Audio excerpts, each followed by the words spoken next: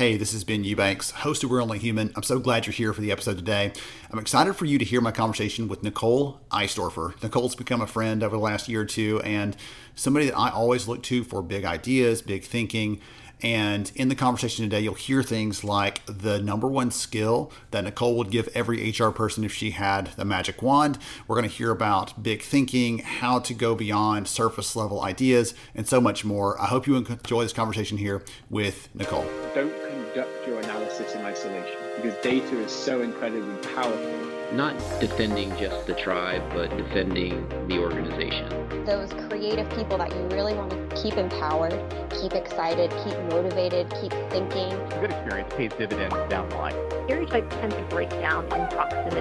Welcome to We're Only Human, a podcast about human resources, business, technology, and the workplace. My name is Ben Eubanks, your host, and I'm so glad you're here.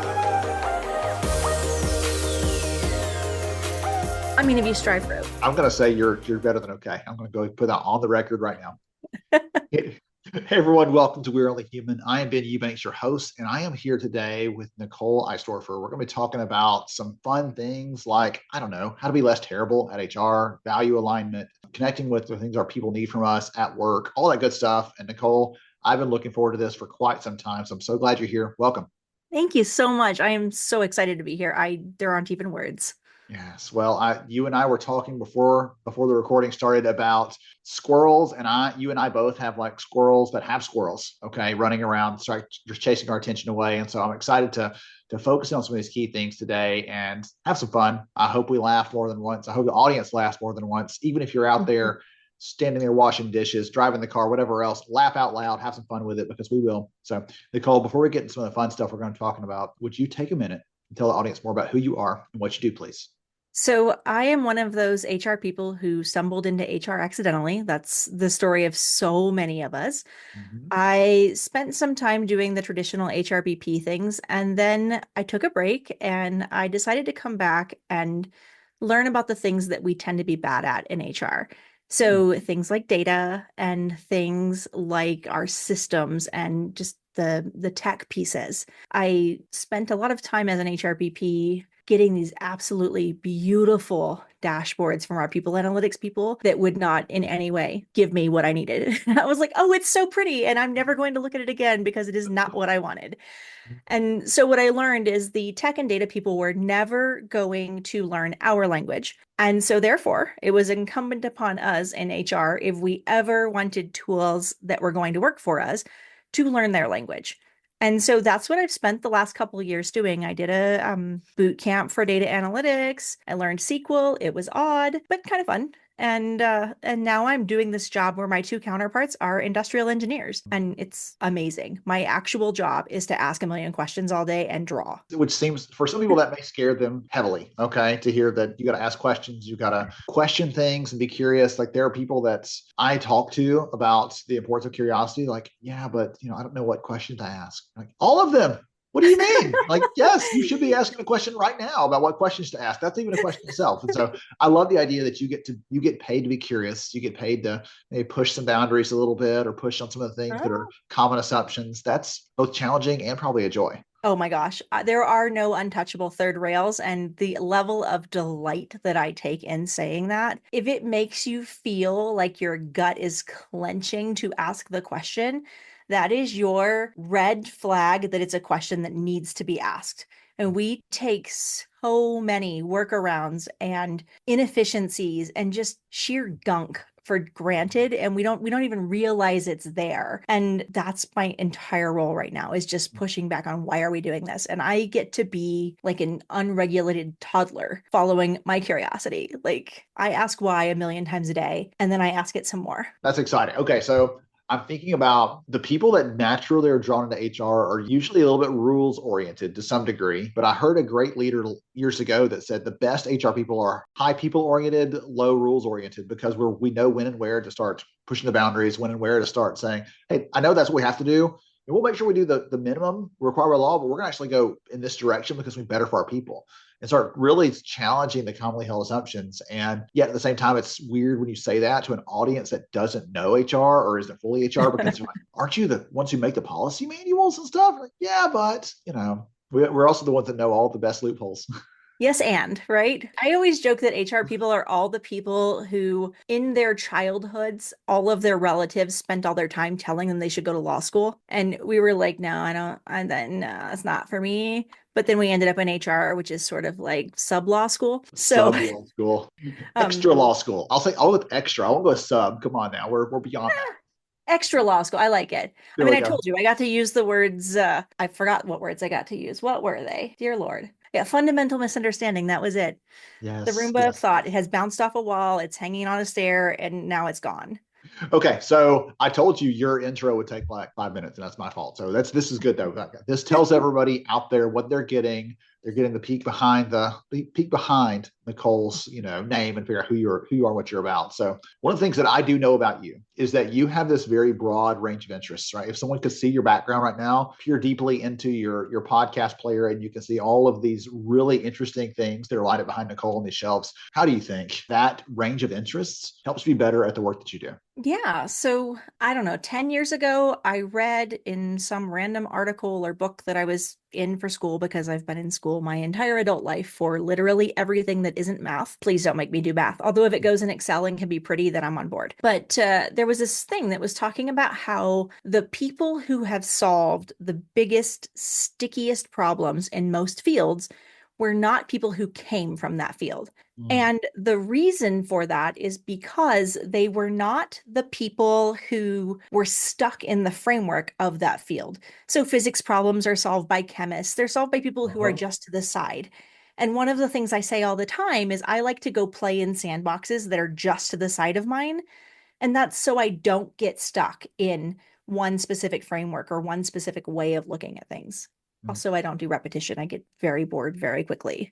Well, I was looking on the shelf here and I can't see it. There's a book called Range. I don't know if that was the one or not potentially, but No, I it's don't think so. I okay. don't recognize it, but You would enjoy that so much. And I've pushed that enough here on the podcast. People are probably thinking we're sponsored by the book Range. We're not, but it's why generalists triumph in a world of specialists for the same reasons you're talking about. oh, And the data get into, there was actually this interesting experiment that he talked about that wasn't meant to be an experiment. There was a team that he was observing during the research project of the book, and it was made up entirely of one group of maybe biologists or microbiologists. The other group he was watching at this other same time, other part across the country, had signed NDAs with both, so he couldn't talk to them about the work the other was doing, solving the same kind of problem, almost exactly. The other group, though, had epidemiologists and microbiologists and chemists as exactly what you're talking about. And they ended up arriving at the solution. And when he did, he's like, I wish I could tell them, but I can't. Number one. Number two, why?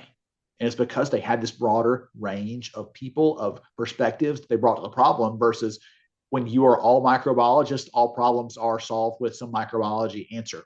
yeah, You're in that's HR, exactly everything's it. solved an HR answer. And you're saying maybe some of those answers that are outside the HR bubble, we should be bringing in and solving problems with because we don't have all the answers all the time. Well, and also sometimes the answers to HR problems aren't HR solutions. So, for example, one of the rabbit holes that I'm currently playing in is the entire scope of what's possible with AI. And everyone's talking about AI right now. And I did this article a while back. It was the use case that Anthropic at OpenAI missed.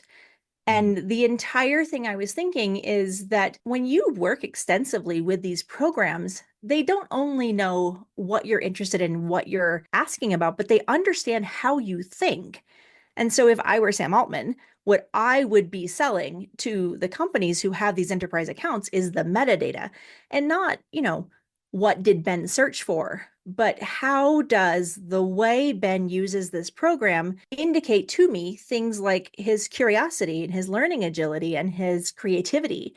And I've played with it. It can tell you all of those things and it can justify how it's giving you its answer. It's amazing. Like, why aren't we doing that? And those are problems that have been in HR forever, right? We don't know how to measure any of those things, and we're saying they're the most important qualities. Yes. We talked about that for the first few minutes, right? About curiosity as a quality. I think we'd look at in really high performing people in our field or in any field, I would argue. And yet, if you said, how do you measure curiosity for any of the people who are on your staff, you get this blank stare back. So it's really hard to do that. But I love the idea there. Well, and then there's also this piece, right? So, okay, great. You can measure curiosity, but what do you do with that, right? Do you just have to go find the curious people and hire them?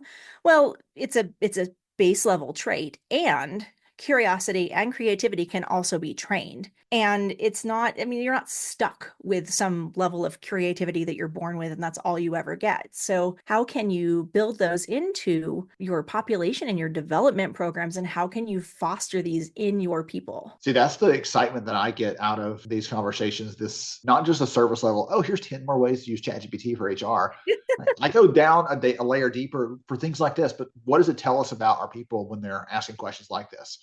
I could probably indicate which ones are curious by the number of questions they ask, not just something that's straight line linear, yes or no, but a how, a why. Like those types of questions are generally better quality. You get a better sort of response than someone that says, did they do that? Right? Yes or no. And when did, okay, yesterday, the day before. Like those are very discrete answers. The other ones are going to be much more open-ended and would lead to better conversations with a human, probably with the algorithm too. Yeah, well, and there's also this aspect of the different kinds of curiosity and the different ways of iterating on the ideas. So, for example, when I use ChatGPT, I've at this point in time trained it somewhat extensively on my voice, and it still loves to throw that. But here's the thing transition in, which I have told it repeatedly I loathe and to please never ever use for anything that I am like drafting. So, I will just put in a brain dump of whatever I was talking to myself about on my walk. I use Otter AI for that. So, I'll go for a walk, I'll dump in like 15 ideas, come back, put it into ChatGPT, and then I say, okay, there's at least 5 discrete things that I'm thinking about here, but I think there's this underlying pattern behind them.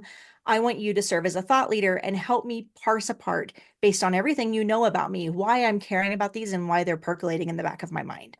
And so it will do it. It will spit it out and it will say, you know, based on your fundamental belief in XYZ, this, that, or the other. And then it's like, well, what do you want to do next with it? And I say, well, I just want to keep playing for a little bit.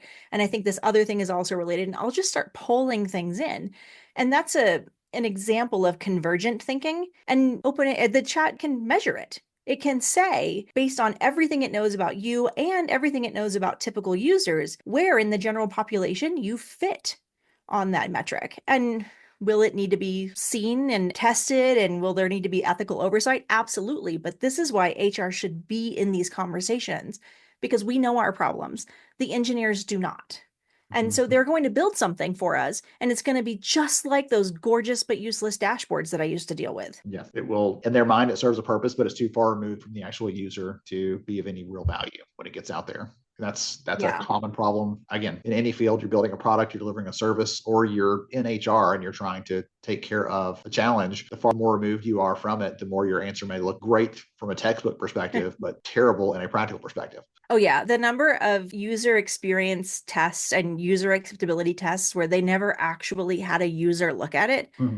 I mean, we were guilty of it, that we rolled out a interface. And when I got to see it, I was like, wait, did an actual human being read these words and follow these instructions? Because I have a freaking doctorate and it took me a minute to uncode this. So, you know, I mean, and that's another thing that I'm always talking about values alignment, and I'm always talking about like where all these things intersect. Right now, your values should be training your employees on how to make decisions for you. If you can't get in the habit of that, what on earth are you going to do when you start training machines to make decisions for you and you still don't even know who you are?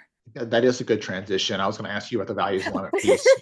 So sorry, we got there organically. Hey, no, I was talking to someone recently. There was a story in the news about a company called Klarna. Their CEO was so publicly proclaiming the joys of AI and how they replaced all these people. And then just, in the last week or two, they've actually come out and said, hey, we were probably a little bit too aggressive there. We need humans to do some of this work. And we had none where we needed them. And so I expect to see that kind of thing. That's what you're talking about. You talked about ethical limits and everything else, the values limit, but like the values of an organization, if they're not in the people, they're in AI. But that was kind of a fun thing I was looking at because I was expecting that at some point to come back around. And I have been talking about this sort of pendulum swings where we go too far in one direction, we figure out where the boundary is and come back, and eventually you'll settle somewhere, right? You'll vector in on the right trajectory. That was really fun. I feel like a pilot now, but you'll figure that one out. But until then, you're sort of bouncing around where those boundaries are and so on. So you talked about values alignment there, and I'd love for you to go a little deeper on that if you don't mind, because one of the things that I see as someone who's been an HR practitioner now tasked with the mission of serving and supporting those leaders out there right now, we don't always do a good job of aligning the things we're doing with the value the business needs from us, wants from us, the workforce needs.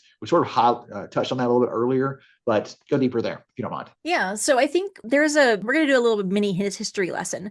So All right. early 2000s, Jim Collins publishes Good to Great. Fantastic book. And keep in mind, the people who I'm about to complain about did not actually follow his advice. But he publishes this thing, and this idea starts to percolate in all of the people who have read it that mission-driven organizations outperform their peers. Great. All we need is a mission.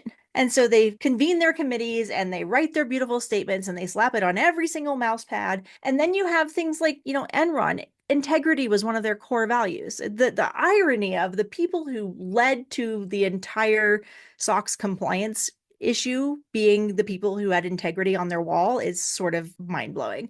And then sort of 2010s, all of the Deloittes and McKinseys started circulating this idea that organizations whose people are aligned with their mission outperform their peers. And so we're like, oh, okay, we need to hire people who match the words we wrote for our wall. And so they did that. And now we are all living the reality that physicians have been living for decades. So the people didn't stop and say, did the words we write, were they the truth? And so they hired a whole bunch of people who were emotionally invested in those words, and they're burning out like crazy. And so now you've got this like inefficiency around decision making, right? You can't trust your employees because you've trained them to make decisions not like you make decisions, and they're all burned out and disengaged anyway. So you extra can't trust them. So you layer in extra middle management. And now you're thinking, yeah, we can get rid of everybody. We'll just throw AI in. But no one stopped and said, are we telling the truth? I joke all the time that if I could get away with writing a book and name it anything I wanted, I would call it Stop Effing Lying to Your Employees. And it's not just because it's a bad thing to do. It's inefficient and it's silly. I don't know if you saw it when we shared last week some of our new data from our hiring study, and we asked about how honest candidates think most companies are in their employer brands. So they're not employees yet. They're still out there in the wild, but how honest do you think they are? And only, I think, 17% said they think it's very honest. The other 83% were like a little bit or not at all. And so there's definitely some trust issues. And you can look at any of the trust barometer stats and everything else that are out there. Trust is lower than it's ever been in a lot of those, whether it's business, whether it's government, all these different institutions. And again, part of it's just because we've been conditioned to tell a good story, make sure that we're touching on the buzzwords. As long as we say these 5 things, it's all going to be okay. In the real world, no, not really. Oh yeah, no, the number of companies that have fun or be fun or fun in any format, I've seen their meetings. They're not fun. I'm sorry. That word does not mean what they think it means. And everybody has different things that they value. I'm not saying that there are some values that are better than others. There are some that are better for me, but I wish that more people took fundamental economics, because in economics, you learn that the way efficient markets work is that both sides have complete information. And so when one side is lying about who they are, whether maliciously or not, right? Like they just, the marketing people threw their spin on things and it's beautiful and not at all truthful. And then the other side is using AI poorly to ramp up their resume and also lie about who they are.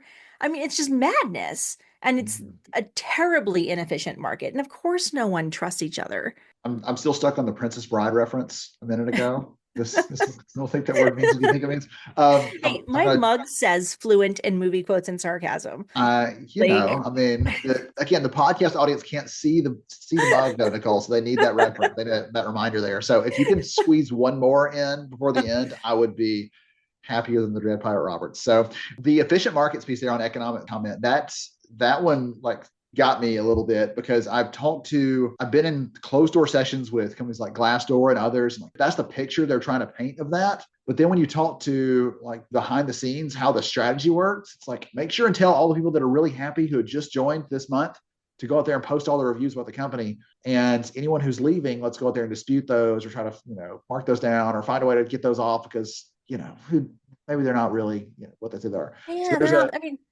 they're telling us about a problem we already know about, and we're already ignoring that problem. So, I mean, it's like the we value your feedback. I'm sorry. We've been giving you our feedback. Sorry, I used to be in charge of employee surveys, so Yes, I've yes. got feelings. Well, so go back to the transparency. That's what that spurred my idea. Then I lost it for a second because I was talking movie quotes and I got stuck there. But there's a piece of research we did a while back that ties in with that really well. So we actually asked job seekers about what type of video content they want to see during the hiring process. Not video interviews, but video content you want to see. Do you want to see the pretty corporate culture video? Do you want to see a video from Nicole saying, hey, listen, here I am on the shop floor. Here's what it's like working here. I get here at 7 a.m. It's hot and sweaty. What do you want to see? And they prefer that second kind. They want to see someone at the company doing the job, sharing, even if it's not pretty and polished. And we asked them why. It's like, because it feels real. Good, bad, ugly, it's at least real. The other one is polished and pretty, and you're never going to say something that's untoward, towards the company or unpleasant about the job in that little corporate culture video. It's going to be beautiful trees and rainbows and all these other good things. And there are hard days that you're coming at the fun meetings. Like there are hard days. It is work. It is not play. It's called work. But at the same time, if it feels real and like I can get behind the idea that, yeah, every day is not perfect, but that person is someone that I could see myself doing that job too. People like and appreciate that at a very innate level before they've ever even opted into working there. And you're talking about things like employee surveys and stuff. That's after they're already there. And that hurts me to think that we're creating a different environment that's not lined up with what people are looking for, what they're seeking from us, the way that they've accepted that job, hoping for this vision of what great looks like in their future career. And the company kind of dumps on that and changes directions or tells them something isn't true or, oh yeah, we'll get around to that. And it never happens. All those little things build up into big things. Yeah, one of those core concepts that I just remember hearing way back. I was in one of my 50 quadrillion majors, but I finally finished in was organizational behavior and communications. And they talk about this idea of the psychological contract. And it's so critical because whether you know you made those promises or not, the employee has built up this idea in their mind of what it's going to be like to work with you. And so when you, kind of going back to value statements, when you use things that are really generic and can be interpreted in 50,000 different ways, you're not setting yourself up for success because your idea of fun might be tremendously different from my idea of fun. And I am going to hold you accountable to my idea of fun. That's no different than, hey, we have a pay range for this job, Nicole. It's from 70,000 to 90,000. You only heard one number, and I only meant one number when I said that, right? I meant 70, you heard 90, but that's the numerical version of what you're saying. Yeah. You say this, they start building that picture in their head of what that's going to be like. And the term I use all the time is expectation violation. They expect this, they get that. And that bigger that gap is, the more frustration occurs in there. And it doesn't create a healthy, positive relationship, we'll just say in the very polite terms, for that employee and their employer. It makes people frustrated and it reduces trust. I think there's something else that you said that sort of tickled in the back of my brain that I want to come back to. You were talking about the Glassdoor and the sort of gaming the system. And that's one of those, I mean, you've worked in analytics. You know exactly what I'm about to talk about. I can see it showing up on your face. But when you measure, what you measure matters, right? And so as soon as you pick a measurement, the thing you're going to measure, and you measure an outcome, but not the process behind it, people find a way to game that system. And so like, we measure all the time whether we're meeting our SLAs for HR requests. And we could be meeting our SLAs. We could have perfect numbers. But what that doesn't show us is what the process is doing behind it. Do we have perfect numbers because no one's sending in requests? And is no one sending in requests because we're doing perfectly or because our system doesn't let them? Are we meeting our SLAs because we're just closing cases without actually doing what the employee needs? And so, whatever you measure, like if you're measuring the outcome and you don't know anything about the process behind it, well, I mean, what are you actually measuring? I feel like you and I need a series here on the podcast, like HR squirrels, just chasing these ideas that are just popping up. Because you're talking about the very old, I read it in school, on the folly of hoping for A while rewarding B, right? Yeah, we hope exactly. for outcome A and we reward B, and B gets done. Like, but I was hoping for A. I was hoping for this. I was hoping for people to take care of people. when it comes to Right. this employee experience. They're submitting help tickets, and we're going to take care of them, make them feel heard and supported, and maybe just treating them like crap so they stop responding and stop asking for help. They're just going to go to their manager and ask for it. But you said you didn't say it out loud, but that's sort of what you're hinting at. There's something that might be helping us. Yeah, we're hitting the right numbers, but people aren't asking for help, or if our answers are like one-word answers, yes, no, instead of giving them more than what they need, they're going to start doing it themselves. Like that's what you get to. So I'm with you. Okay, we've got to be measured. We've got to have those things in place, but the how matters a lot. I learned that early in my HR career. The what we talk about all the time, but the how, the why, those things don't get talked about as much. Going back full circle to the questions of the ChatGPT, but those sorts of questions don't get considered as much and don't get talked about as much because it's harder, I guess. There's more nuance to it. But you and I both know if I am going in to counsel an employee who's got a performance issue, what I say matters, but how I say may matter even more. And whether they're going to turn it around or it's going to be, the ship's on fire before I even walk out, it's already sinking. So the how matters so much. Yeah, I think there's also, one of the things I really appreciate about my current role is that we are really looking at the process behind our outcomes. And that's not common in HR. You're starting to see it more, right? This HR as a process or HR as a product idea is gaining a lot of momentum. And I like that because it has this sort of customer-centric focus to it. And I want to make sure that we don't become like the physicians. And all my metaphors are either food or medicine because my husband's a physician and who doesn't love cupcakes.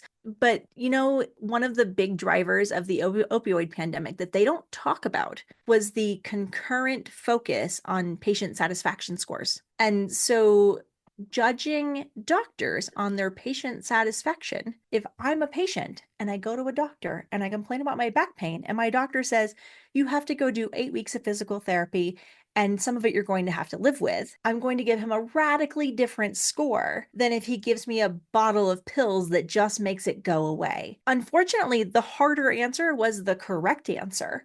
So one of the things that I have the pleasure and privilege of doing every year is going to Guatemala. I teach a group for some young adults on career readiness and on personal finance. And that comment you just made, Nicole, is one that I give them every single time I go. The best decisions are almost always harder now and better for you long term. The terrible decisions will feel great today. You'll be so happy today. But 5 years from now, 10 years, even a year from now, you will regret that you made that decision. And so think long term. And in this case, right, the medical example is a great one. Thinking long term before we make any sort of call on that is the best advice, I would say. Yeah, it's huge. And this is, going back to way back your original question. This is why I end up playing in all sorts of sandboxes. Like you learn so much by leaving your own. Okay, so I'm going to put you in a very uncomfortable position here. All right. Oh, gosh. Are you ready? Okay. 60 seconds or less. What is one skill you think that every HR person needs? If you could snap your fingers and they all had it right now, what is that skill? Okay, so we're not going to go for a Princess Bride moment, but we are going to reference The Matrix. Okay. So you remember the scene in The Matrix where Lawrence Fishburne and Keanu Reeves are walking through, looks like the city streets of New York, and he's like, everything around you is the Matrix, and all of the people are part of the Matrix, and they will protect the Matrix. The woman in the red dress. Yes, the woman in the red dress. Exactly. That scene, right? So everyone around you will protect it. What I want HR people to have the ability to do is to see the Matrix and stop being part of the Matrix, because the bureaucracy is so ludicrously self-protective. And I mean, we all do it, right? We generate paperwork seemingly just to justify our own existence. So I think I'm at my 60 seconds, but that's what I want. I want them to be able to see the Matrix and step outside of it so they can fix it. I love that. One of the ideas in the new book, the new payroll book that's coming out pretty soon that I wrote is on, listen, I'll be honest here. Okay. Podcast, everyone won't hear this, but the people that listen to the podcast, here's your secret about the payroll book. You can change payroll for any number of HR things, and the book will fit. Learning, right? Some of the other HR things we do, employee relations, talent management, recruiting. You can change some of the things out, and the ideas in there are still going to apply. It's just using a lot of payroll examples and so on. There's your secret tip for the day. But one of the things I talk about in there is we get busy doing things, and the overhead of work just gets bigger over time. There's more and more things to do, and just managing that becomes overwhelming. It's one of the big ideas in Cal Newport's new book, Slow Productivity. The things get overwhelming just managing work. And one of the things we are so reticent to do is to say, I will not do that thing. I'm going to stop doing this. because we feel like all of it has to be done because we've always done it. We don't want to let someone down, right? Someone was giving you those dashboards because they felt like they needed to, even if they're a complete waste of time for you, they're doing it because someone else told them to, or that's what they've always done. And in the book, I tell the story of when I was quitting my first HR job. I was the paperwork pusher for the whole team. That's all I did all day, advocating for a couple months. Like, I could stop doing this part because it's not really adding any value, and I could do other stuff. And I kept getting stay in your lane, stay in your lane, stay in your lane. Finally, I found a lane somewhere else, which is another story. But when I was leaving, they got the whole team together to say, okay, let's decide how we're going to parse out the stuff Ben was doing. So we're not going to hire anybody else right now. And ultimately, they decided about 80% of what I was doing didn't need to be done anymore. I've been telling them that for months. They just were unwilling to see it. And so to see the matrix, to see the things, how decisions are made, to see all the sorts of things you're talking about, and to not just operate in it, but to rise above it and to see how you can change things for the better. I think that's a tremendous approach, tremendous skill. And I don't have my magic wand handy, but I'll go ahead and wave it, the imaginary wand right now for all of you out there listening to us. That is my biggest wish for you as well. I love that, Nicole. Oh, goodness gracious. Okay, so if someone wants to follow your mad science ideas, all the other things, you mentioned earlier, you've written articles, some articles, things like that. You're sharing these things out there. It's not just all happening in your head. Thank goodness, because we need more of that. Where can they find that? So I'm ludicrously and laughably active on LinkedIn. I'm like the world's biggest idea cheerleader on there. And I also have started putting a lot of my content on Substack because it's so much easier for me to find things than LinkedIn. And that's just Nicole Eisdorfer. I'll spell my last name. It's crazy long, but Nicole. EIS like Sam, D like David, OR, F like Frank, ER. Can you tell I have to say that all the time? .substack.com. And you can search for Nicole Eisdorfer or Truer Words on Substack and you'll find me. Or I share it all the time on LinkedIn. So there's always a link throwing up at least once a week. Perfect. I'm going to make sure and get that link into the show notes so everybody can check that out. Thank you. Follow you. Truer Words is what it's called, but yeah, it's this kind of conversation in a written format, basically. Ranging across these different completely things. Unhinged. And I'm not going to go that far, Nicole, but it's really, if you are thinking, listen, if you've heard this today and you're thinking, this steps my toes a little bit, I feel like I do need to be a little more curious. I would love to have a little bit, maybe not all, but a little dose of what Nicole's got.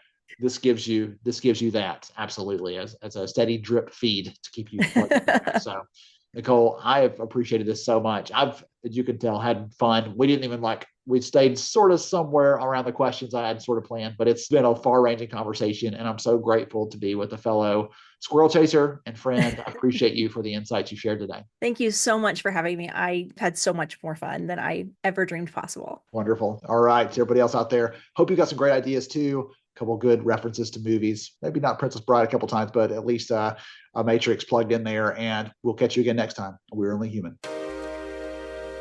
Thank you so much for joining me on the show today. I'm honored to have you as a listener. If you enjoyed this episode, please take 10 seconds to rate it at iTunes, Stitcher, or wherever you listen to your podcast. Also, if you know a friend that could benefit from today's conversation, please pass it their way. After all, a rising tide lifts all ships. To see show notes, sponsor information, and our full show archives, visit onlyhumanshow.com.